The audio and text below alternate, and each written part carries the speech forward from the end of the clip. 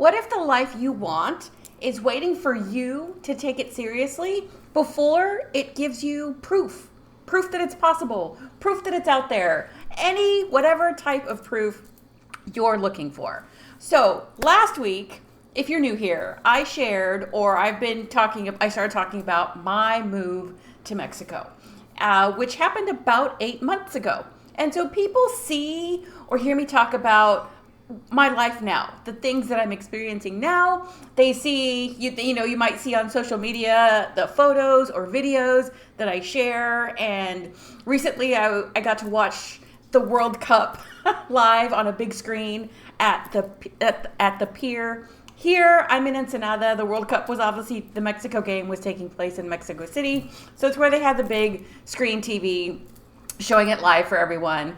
And before any of that became real, became possible, there was, I guess, a version of myself that had to begin to believe that it was possible, right? Not waiting to see evidence of it first. There was a version of me that had to at least begin imagining what life would look like here, how life could be different than it was before. And so the focus of this episode is the before. Before the move, before the plan or the planning started, and definitely before the proof came that it was possible. And the things that I am now experiencing, I didn't have proof of them before. So that is what we're going to be talking about, because the life I'm living now didn't begin when I moved here. It really did begin before, when I made the decision, and maybe not consciously, but when I started to take it seriously. Or at least I started to take the possibility of me moving and being and living here seriously, even without knowing what it would look like, how it would happen, all of those things. So this is about the before. Let's get going. Welcome to the Rebel Manifestors Podcast, where we flip the script on manifestation by focusing on embodying the badass chingona already inside you. If you're done playing small and are ready to become the main character of your own damn life, estás en el lugar correcto. You're in the right place. This isn't about waiting for the universe to hand you a better life. It's about becoming the mujer living it. Through stories, journaling, music, visioning, mindset, and bold action, we'll rewrite the beliefs that have kept you stuck and step into the life that's been waiting for you all along. Your future self doesn't wait for permission. So vamos, let's fucking go. Welcome, I am Patty, Rebel Manifestor, and welcome back to this episode of the Rebel Manifestors Podcast. I am going to be honest with you up front. I have my outline written because I need that to try and keep me on track, and I am going to do my best. I have it large enough on my screen that I should be able to read it without putting my glasses on, because I did see the replay, or looking at editing the replay of last week's, it does glare. So I will do my best. But if I need to put my glasses on, just know that I'm trying to do it without it, so that the glare, I don't have to worry about that happening. So there we go. So let's talk about the before. I'm sharing with you, the conversation is about before my moving to Mexico was real, or became real, or the possibility even became real. I really have to take it back to that, because that's when I started building momentum, and I'll get into that. So this isn't going to be about proving that manifestation works perfectly, or like the perfect sequence of events, or the perfect success story. Of course, I will say the sequence of events were perfect for me and in my timing. But again, starting with the fact that I started to believe in the possibility and allow myself to start to be willing to believe in that. So that's because when you start to believe in the invisible, right, then it starts to somehow become real. And that looks different for every person, probably, and every circumstance. And this matters because a lot of dreams, I believe, are not killed, or they don't die, or however you phrase it. People don't give up on them when they fail, right? Like when they take a step and they fail, or something doesn't work quite right. That might delay them. But really what I think where dreams actually die is before they get a chance to become real, because the idea of it inspires us, or we want it, but then those mind gremlins start to take front stage, center stage, and we start allowing them to talk us out of the possibility, right? Like, who the hell are you to want this? Or this would never be possible. And you will probably have your own version of what that looks like and what that sounds like to, for yourself, and depending on the dream or the circumstance. So the before period is, for me, is realizing that I was living a life in Los Angeles that I try not to use the word performative, because it really didn't feel like I was performing. That doesn't land quite right.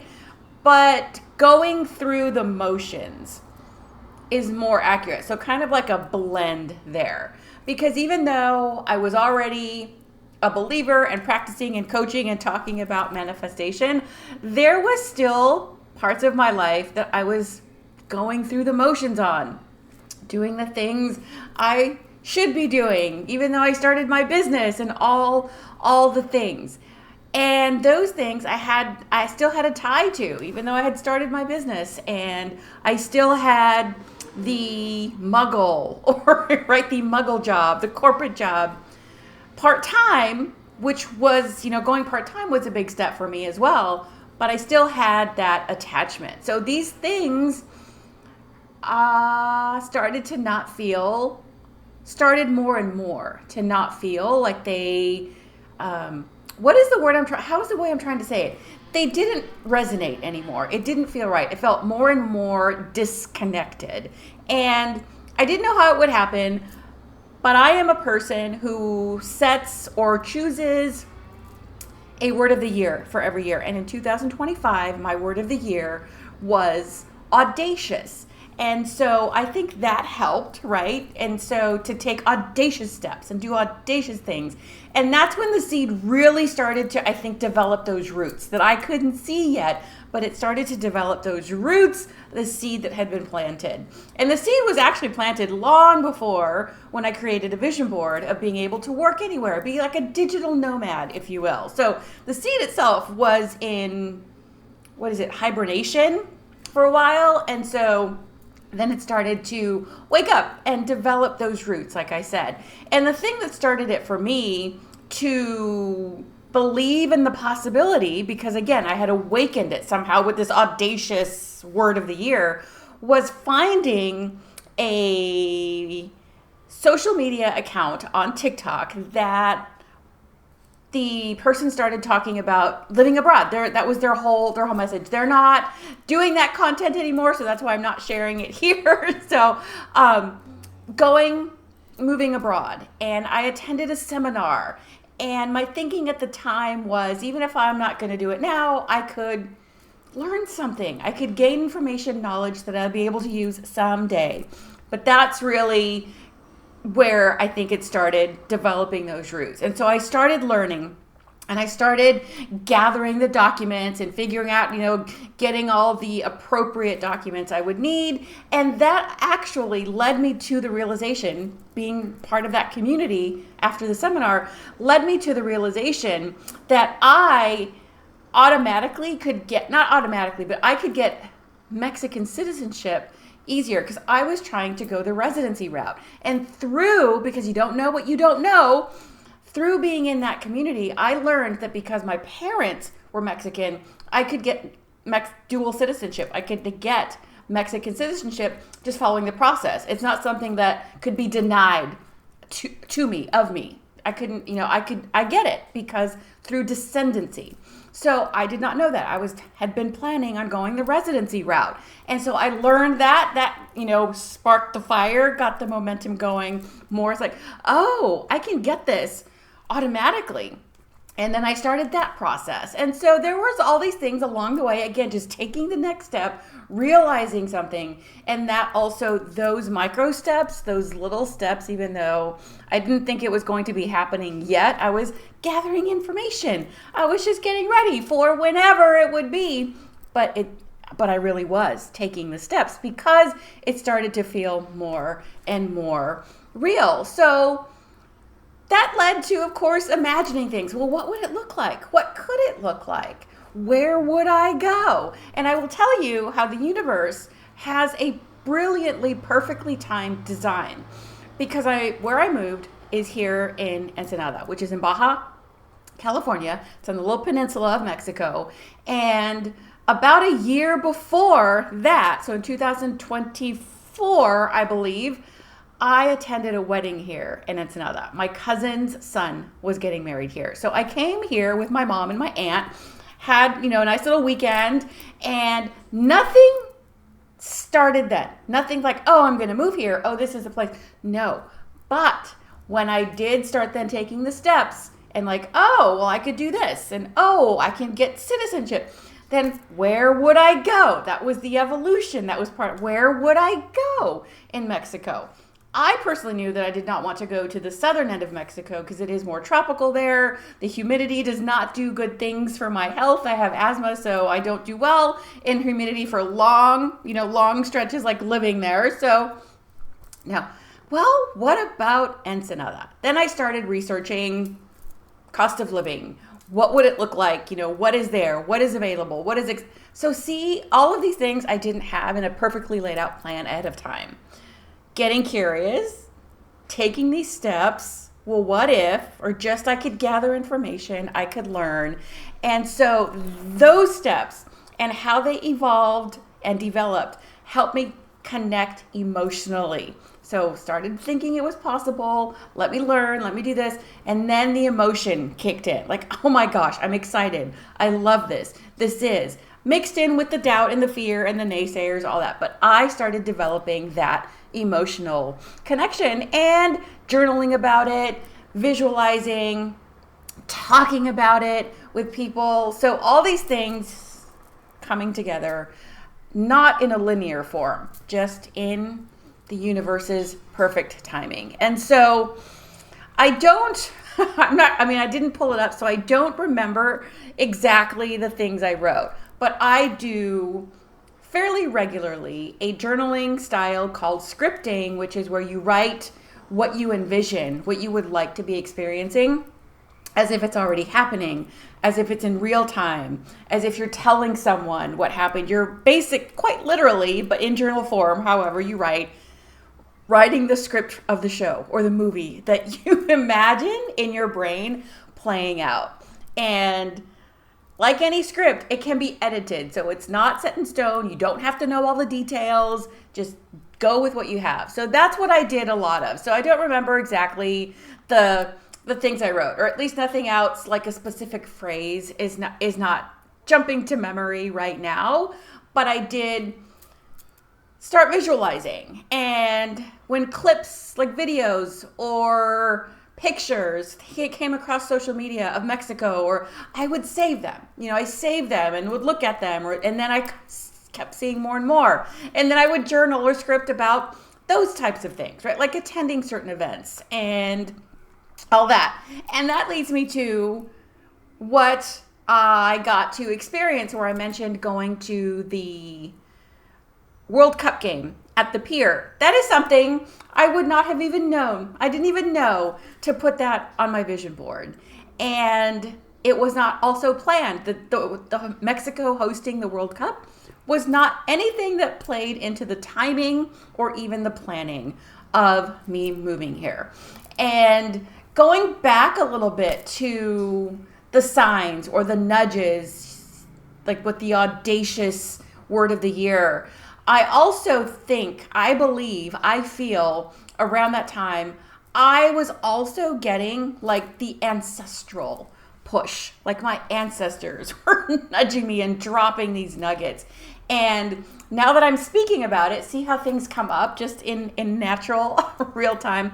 One of the things I did write about in my journal, and I do remember writing these words, is that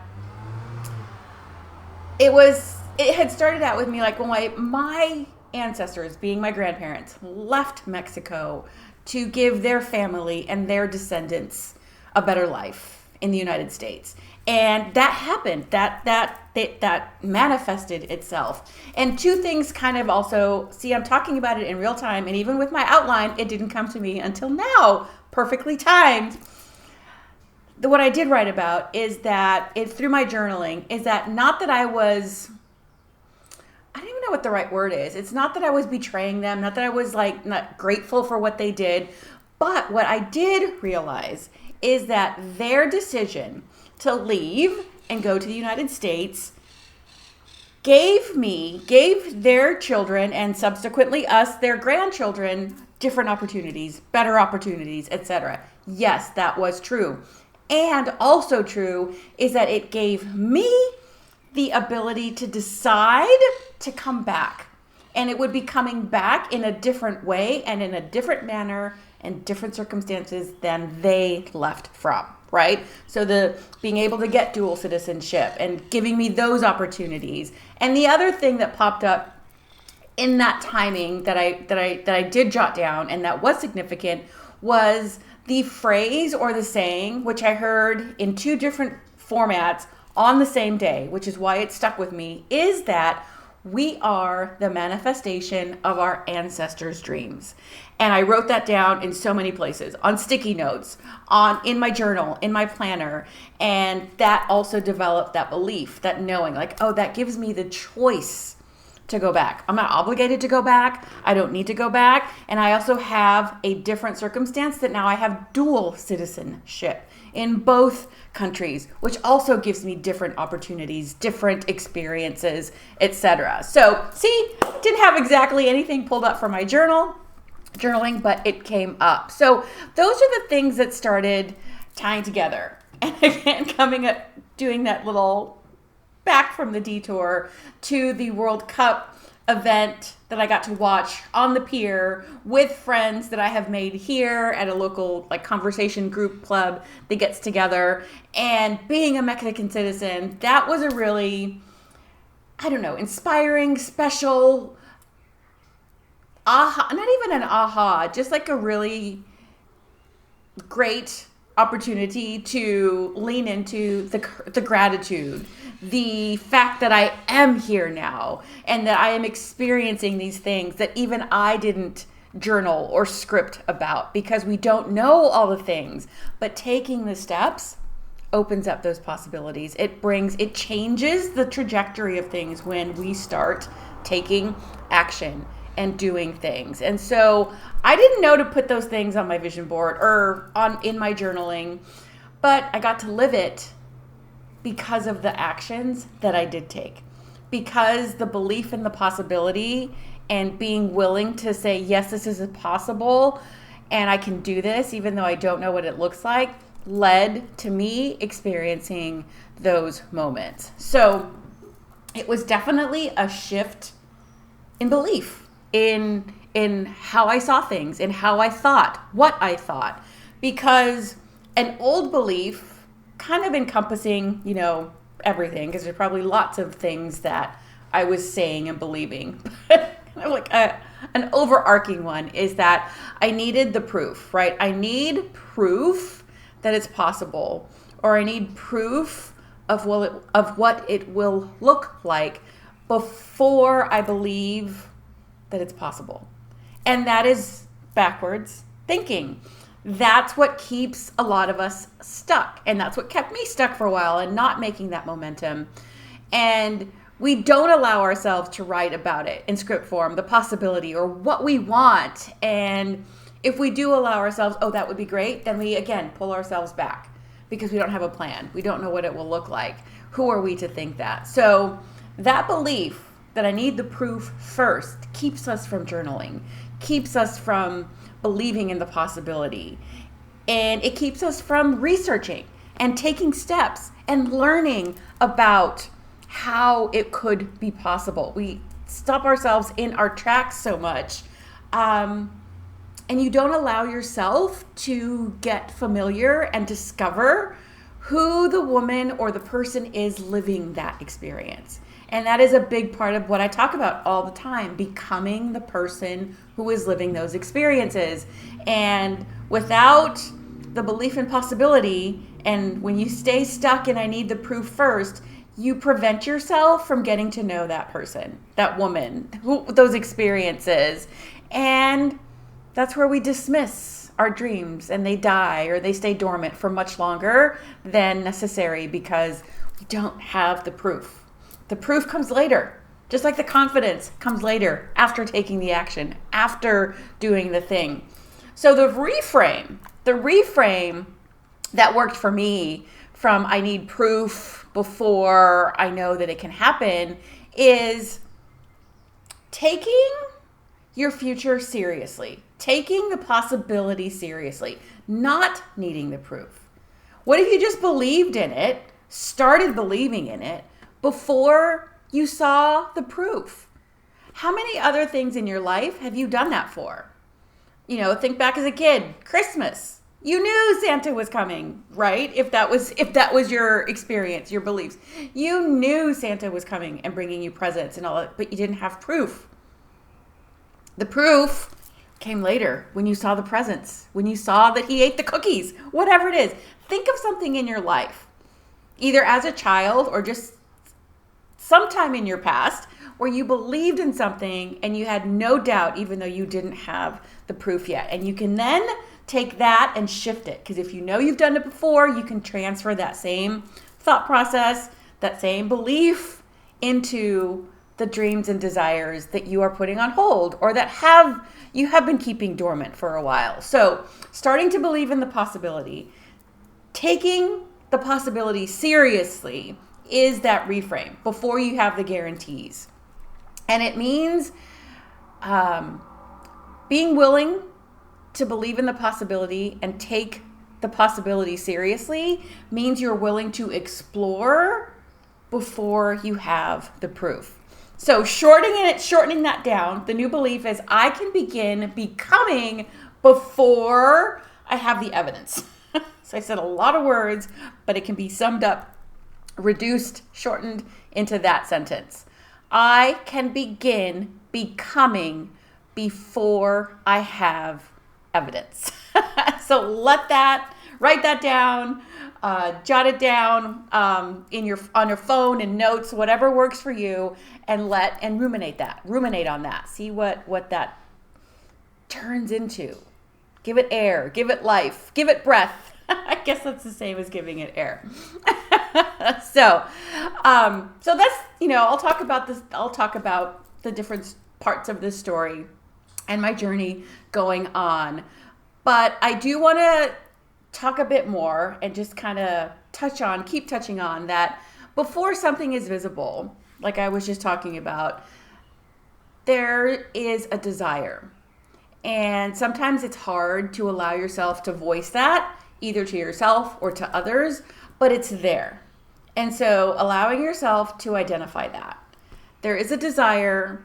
You're allowed to have desires. You are allowed to want and wish for, and the things that you want, even if they're not on other people's lists or expectations for you in your life. And being curious, I think, is a great place to start if you feel that resistance. You're allowed to have desires. Get curious. What interests you? What do you always read about? What always stops your scroll, right? If you're watching this on video, I'm sitting here like wiping sweat. I didn't realize felt that hot in here today, but I also have the doors closed and the lights on. So the ring light's on. So allow yourself to get curious. What do you desire? What do you enjoy? What could be possible? What can you imagine? Let your imagination bring that back to life, right? And that doesn't make it fake. It just means it's early. It's in its it's in its like dream stage, imagination. I don't even know how to phrase that correctly. Doesn't mean it's not possible. Doesn't mean it's not real. It's just early. You're just starting to get to know and allow yourself to voice to yourself the things that you desire. And one of the ways, which I talk about often, of really tapping into and connecting with that possibility is journaling. It doesn't only have to be scripting, but that is a great way to start exploring. What would I like to do? How would I like to experience it? How do I think? How do I show up? How do I dress? How do I talk? What do I do in whatever your circumstance is? And it helps you get clear because you start noticing the themes that come up, the recurring themes, the recurring desires, the recurring activities that you write about. And so when you start noticing that more and more, that's like I said with myself, you start connecting with the emotion of it, the joy, the excitement, the willingness, the anticipation, whatever feeling that is for you that is connected to your desire, the safety, the adventure, the excitement, whatever that underlying emotion is, you start to connect with it more and more, and again, bring it to life through the writing and the scripting that you do. If you allow yourself to try that, you can start writing about that future you, that version of you. And if you imagine it, if we're talking about scripting, like you're developing a character in a script for a play or a TV series or a movie. What does that future character version of you look like, live like, do? What do you do day to day on a random Tuesday? Like not just the highlights, but the day-to-day activities. And even if you don't realize it, you are visualizing when you're writing in your imagination. Even if you don't see, like if you say you're someone that says, I don't visualize well, I don't see pictures, this is a form of visualizing. And you're connecting the emotion to it. And that's where you start to really imagine the details. Like, oh, I would love to live in a place that has a yard, or I would love to live in a high rise where I could see for miles, or I love the idea of wearing flowy dresses. And you start to discover and bring to life that version, that future you who is in those spaces, who is experiencing those things, even if you don't know all the details. And you also start to develop a realization and an awareness of what you don't tolerate, what you don't do, what you don't say. So it's both sides of the same coin, because when you start writing about and talking about, I'm someone that believes this, that means maybe a belief that you currently have has to change, or you have to let go of it. So you start identifying the things that no longer fit as you imagine and envision and write and create and just daydream about, and then write those daydreams. So it doesn't have to be big steps. Like I talked about in my story, saying, hey, there's a seminar coming up. What if I just attended it to see what I could learn, right? These small steps, micro steps, baby steps, whatever you want to call them, don't have to be dramatic, but they all compound. And that shift for me saying yes and registering for the webinar, I wouldn't have learned, at least not in the timing that I did, that I could get dual citizenship, and I didn't need to follow the residency route. I had a much different route, much quicker route available to me. Maybe you start to research something about a city or something about your dream, your desire. What would you need to learn? What types of equipment do you require? What types of clothes, what types of climate is there? Depending on your dream, you could start researching. And you could save a folder like I did on social media, where you just save those and go back to them every now and then and look at those videos and pictures and people and experiences that excite you. And you could start to ask a question like, oh, what would I need to do? What would be a starting point? What would be a good resource? You start to develop these questions as you start to take these little steps and to believe in the possibility and to envision your future self. See how it all really does work together. It's not just one thing, but you have to start somewhere to say, yes, I believe it's possible, or I'm willing to believe it's possible. And this is the point, because I know, like I said, I've been sharing with you, and I will continue to share with you my journey, my process, my experience of moving to Mexico. But here, I'm going to invite you to how can I say it? I'm going to invite you to stop making my Mexico story only about Mexico. This is not about, because I'm not trying to say everyone needs to move to Mexico or even everyone needs to move to another country. So allow yourself to drop that part of it and lean into the possibility of whatever your dream is, or of even identifying what your dream is, what your desire is, because you don't have the proof yet. You don't know what it would look like. You don't know that it's possible. You don't know how it's going to happen. Just allow yourself to get curious. So it's not about moving somewhere or even Mexico. It's about your specific dream and desire and experiences that you crave having, that you want to experience for yourself for whatever reason, simply because you want to. That's it. That's all that's required, because you want to, because it makes you happy, because you're curious about it. So here are some questions I have for you. What future keeps tapping you on the shoulder? Any part of that. And you can jot these down or come back to this anytime. Second question, what have you been calling unrealistic because you don't know how it could happen? And third one, who would you become if you took that possibility seriously for the next 30 days? Just wrote about the possibility, started getting curious about it would look like. It's not going to commit you to anything to simply write about it and allow yourself to intentionally believe and connect with that possibility for the next 30 days. And so along with those questions that I just shared with you, I also include on each episode now a rebel reflection. And that's a journal prompt basically. So you can tie it in with those 3 questions, or you can just focus on this on its own. What future have I been treating like a fantasy because I don't have the proof it's possible yet? So it really kind of does encompass the previous 3 questions. And if you want an optional follow-up to that, what would change if I stopped dismissing it and simply began exploring it? And so, not only do I have a rebel reflection for you on each episode, I have a rebel challenge.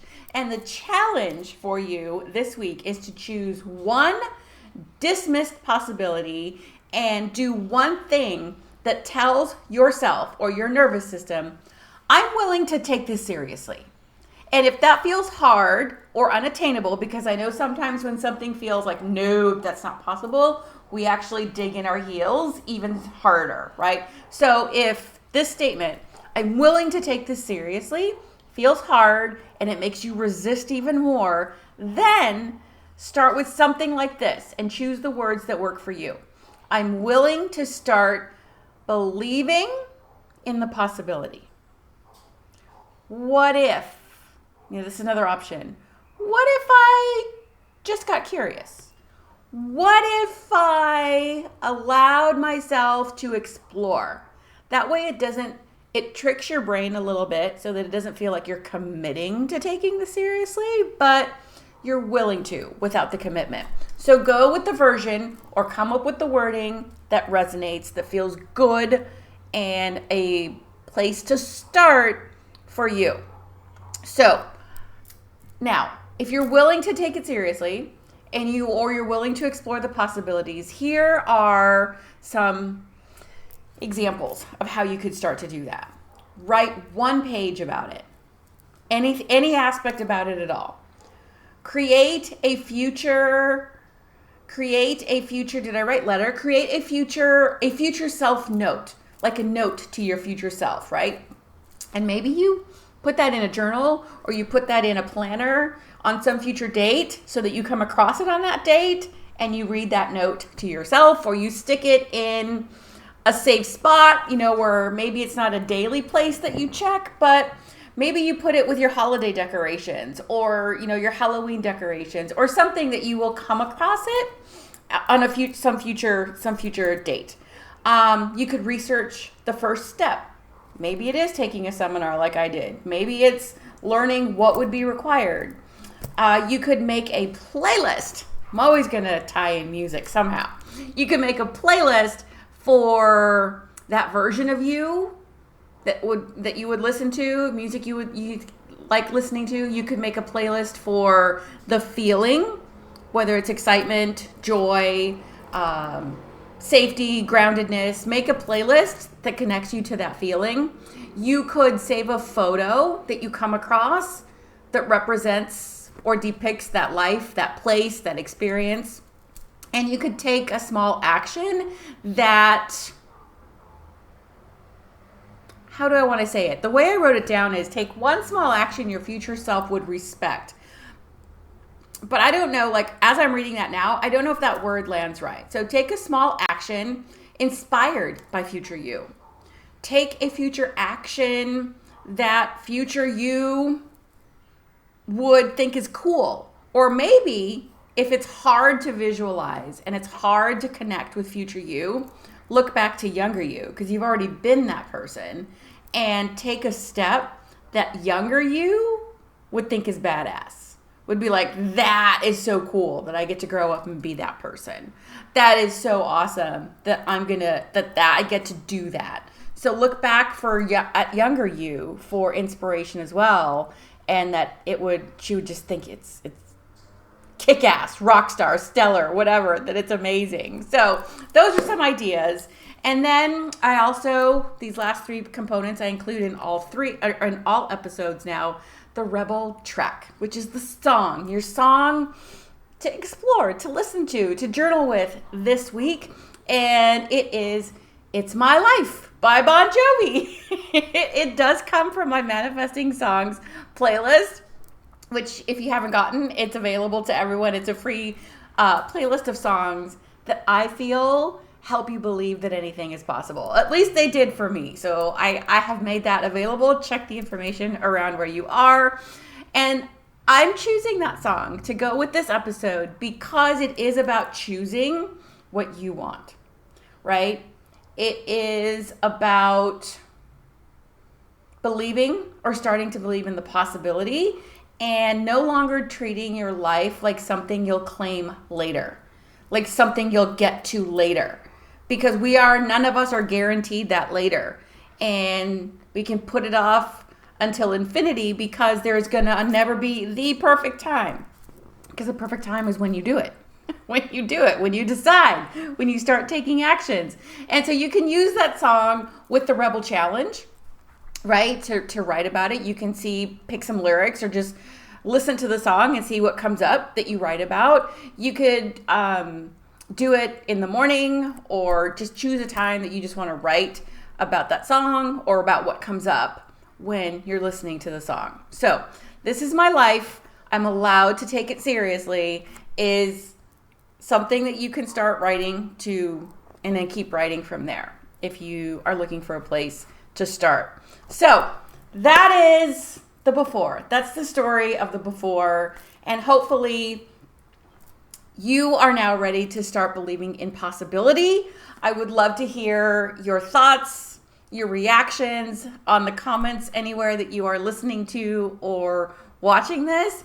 And if today's episode and me talking about journaling and writing, and maybe you're interested in exploring that a bit more, I have created the Manifesting Me with Music Challenge, and it's a 30-day challenge that gives you a journal prompt, a song, some song lyrics, and an action step to take. And any day you want to jump in is the day one. It's not something that I run, it's like live where you have to join. It's available to you access to get at any time. And then once you do have it, you have automatic access to anything I add to it or upgrade in the future. And you can do the challenge once a year. You can do it once a quarter. You can do it anytime you want, because we're always becoming new versions of ourselves. So if you want to check that out, again, it's linked, posted somewhere around where you're watching or listening to this. And day one can literally be any day. The day you start is your day one. And that's a great place to take that leap into possibility thinking and connecting with your desires and the version of you living them. So your future does not need you to have every answer. It doesn't need for you to know the plan. It actually develops along the way. So I'm Patty Diaz, Rebel Manifester. We don't wish for a better life here. We become the person living that life and believing in possibility. I will see you next week, Rebels. Rock on.